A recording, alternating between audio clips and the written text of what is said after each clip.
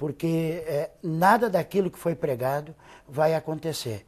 Então, acho que precisa ser feita a reforma político-partidária, e esta é a primeira reforma para que se tenha linhas e diretrizes dos políticos eleitos dali para frente, e que para que as pessoas comuns que queiram se filiar a algum partido saibam exatamente para que lado vai ser levado e em que lado estão as suas ideias.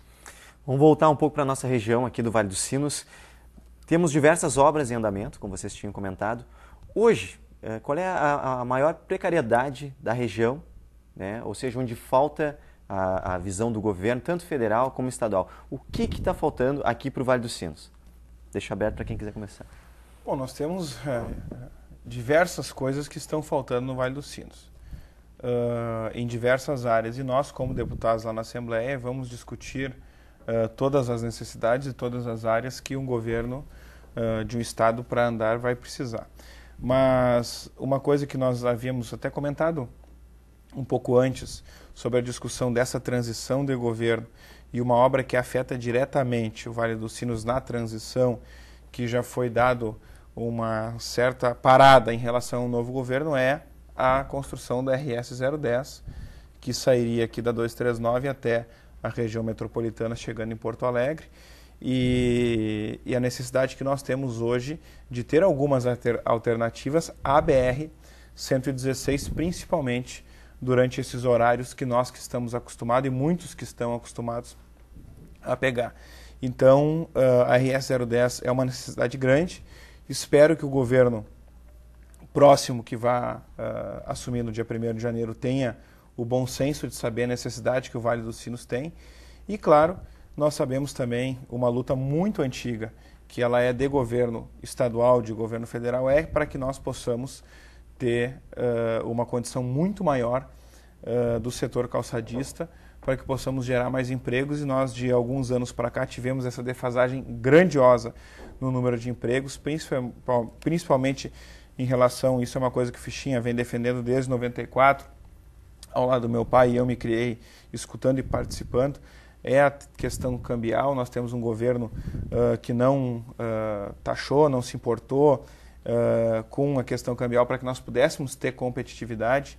Essa taxação, como eu falei em outros lugares, ao calçado chinês foi importante, mas não adianta só taxar o calçado chinês se eles vão importar de outros cantos por outros países, e para que nós possamos ter uma questão tributária que possa dar condição para que o Vale dos Sinos possa lutar por mais emprego e renda. Porque quando nós falamos de problemas do estado do Rio Grande do Sul, nós sabemos que diversas regiões têm problemas e têm necessidades, mas se fala sempre da metade sul, e se esquece do Vale dos Sinos, da região da Serra, que são regiões que são consideradas regiões produtoras, regiões pujantes, mas que também têm o seu problema, que também têm a sua necessidade. Então, por isso que é importante que nós possamos ter uma bancada forte do Vale dos Sinos, independente de partido político, porque em todo partido político tem pessoa boa e todo partido político tem pessoa ruim, isso é em qualquer profissão, em qualquer lugar, para que nós possamos sanar as necessidades importantes. E uma coisa muito importante e que nós devemos ter na Assembleia Legislativa, é o diálogo entre os deputados e a sua base política. Porque a necessidade de cada município é diferente, tanto no Vale dos Sinos, por ser municípios vizinhos, quanto cidades de outras regiões. Porque a necessidade de Novo Hamburgo, muitas vezes, é diferente da necessidade de Campo Bom. E como é que nós vamos saber se muitas vezes nós não estamos morando naquele município e não sabemos a necessidade? Então, essa base eleitoral que nós temos, que nós fizemos voto, é a atuação do parlamentar, não apenas lá na Assembleia Legislativa, mas visitando a base eleitoral e tendo o respaldo e tendo o reflexo da necessidade para que nós possamos defender em conjunto lá à frente do governo federal e do governo estadual e na própria Assembleia Legislativa, para que possamos sanar as necessidades. Mas claro que nós temos as necessidades básicas, que é a saúde, em todos os municípios que nós temos que dá um acesso melhor à saúde, e essa não é um problema só do Vale dos Sinos e do Rio Grande do Sul, mas do país todo, que nós tenhamos que pensar na educação, pensar no nosso produto, porque toda empresa, quando vende um produto, ela pensa no cliente lá no fundo, e o nosso cliente é o aluno, e nós temos que também discutir não apenas a questão dos professores, mas a questão do aluno, qual é a condição que esse aluno está tendo de ensino, se ele tem condição de sair da sua casa e tem condição realmente de aprender. E claro que o professor tem que ser valorizado para poder ter vontade de estudar. Isso a gente se refere à rede pública, principalmente estadual, e às municipais também. Então nós temos que ter a visão de modo geral. E claro que a infraestrutura hoje, quando se fala de geração de emprego, como é que nós não vamos falar em logística? Como é que nós vamos falar em infraestrutura? A necessidade que se é de tirar a carga do Vale dos Sinos e mandar para Rio Grande.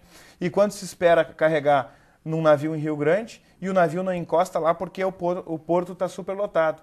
Aí o porto vai... Isso aconteceu esses dias, o empresário me contando. Mandou uma carga para Rio Grande, chegou lá, o navio não encostou. Foi a Santa Catarina, o caminhão não tinha chego a tempo. Teve que carregar em São Paulo. E o custo da logística de uma empresa e de diversas empresas. E a logística quando é mais próxima, quando nós queremos pegar os produtos do Vale dos Sinos e mandar para outra região, e tu perde horas na BR-116 trancada, tu pega estradas sem condições, que tem um custo de produção e de escoamento muito maior, justamente porque tem buraco, porque o caminhão não está em condições. Então nós temos que diversificar a questão da logística e infraestrutura para que podemos ter uma distribuição dos produtos mais baratos, que tudo isso acarreta no final em uma pessoa só, que é no consumidor final que está comprando.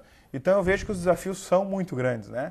E nós estamos, tenho certeza, bem preparados para isso. Fischer, bem rapidinho então, tua visão também do que falta, porque a gente já está quase terminando o programa. Exatamente. Os pontos são infraestrutura, porque 70% do PIB do Estado passa pela nossa região. Passa pela BR-116 e vem nesse gargalo. Como 70% do PIB entra aqui, nós temos o problema maior, então, de infraestrutura, que tem que ser a continuidade da RS10, que se possa discutir, mas começar a construir ela, que ela é em 4 ou 5 etapas, que a primeira etapa seja feita e que depois se possa discutir, então, o restante. Porque uma das coisas que nós nos preocupamos muito é com a questão do Partido dos Trabalhadores. Quando ele assume o governo, ele questiona muito ações feitas anteriormente.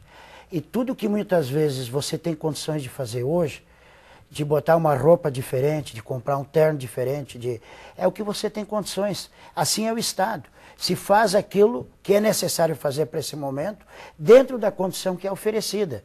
Se a melhor proposta é PPP, se faz dentro de PPP. Daqui 20 anos pode não ser mais essa a ideia. Por quê? Porque o Estado pode ter recursos suficientes para construir N alternativas, de outras maneiras, com transporte ferroviário, de tudo que é maneira. Então, ou construindo aeroportos aqui, fazendo de maneiras diferentes. Aquilo que se fez de uma maneira que foi necessário naquele momento, que se tinha condições, ou dentro da condição que se tinha naquele momento. A educação, o Lucas colocou muito bem, temos que trabalhar muito a questão de educação profissionalizante, porque precisamos preparar todos os nossos jovens para a profissionalização. E aí começa desde a escola pública, desde o início. Nós temos que definir, de uma vez por todas, que o inglês é a segunda língua, ou o espanhol, e botar espanhol e inglês, porque nós não podemos mais estar vivendo num mundo globalizado sem que o nosso jovem saia do 2º grau e não sabe falar inglês. Nós vamos ter a Copa do Mundo aqui, nós não estamos preparando o nosso pessoal dos hotéis, não estamos preparando o nosso pessoal da infraestrutura que trabalha nos ônibus, nos táxis, nós estamos preparando ninguém para falar inglês, que é simples. Em 3 anos você prepara as pessoas no básico para poder atender o mundo todo que vai estar aqui no Brasil. E depois tem a Olimpíada, que também o Brasil vai ser mostrado para o mundo. Então nós precisamos urgentemente agir em cima desses pontos, porque esses também dão uma condição melhor de vida e uma qualificação para a pessoa que precisa no mercado de trabalho, procura o mercado de trabalho. A questão da saúde. A questão da saúde é precária dentro da região metropolitana. Começando em Porto Alegre, vindo de lá para cá, nós temos, em vez de hospitais abrindo, temos hospitais fechando. Temos o exemplo do hospital aqui, municipal aqui de Novo Hamburgo, que tem um prédio praticamente pronto, com quase 70 leitos, está ali por causa de uma questão simples, uma questão que eu achei muito pequena, Mas será que essa questão tão pequena não é uma questão política? Há 2 anos para isso não pode. Esta é uma questão prioritária. Nós precisamos agir, essas questões não podem acontecer desta maneira. A política não pode ser tão pequena que ela pare obras tão importantes para a nossa comunidade num todo. Nós precisamos de hospitais regionais. E aí o Estado tem que agir, a União tem que agir, e todos nós, deputados, junto com os prefeitos, junto com todas as lideranças regionais, com as universidades, preparando e sendo parceiros de todas aquelas questões mais importantes, que são prioritárias dentro da nossa região. Essas são as questões que nós defendemos e que nós vamos puxar à frente junto com as entidades, mas principalmente junto com as nossas lideranças políticas, que são de todos os partidos, mas que são pelo interesse da nossa região e daquele povo que precisa, de uma vez por todas, ter uma união em cima de um ideal, em cima daquilo que é mais necessário para nós. Eu queria agradecer a presença de vocês dois, o Lucas Redecker, deputado eleito do PSDB, João Fischer, deputado reeleito pelo PP, e esclarecer que a gente entrou em contato com o pessoal do PT, mas ninguém pôde comparecer. Este foi mais um especial da TV Fevale. Se você tiver dicas de reportagem ou alguma coisa que vocês queiram ouvir, entre em contato com a nossa produção através do telefone 3586-8837 ou pelo e-mail tvfevale@fevale.br. Até a próxima. Tchau!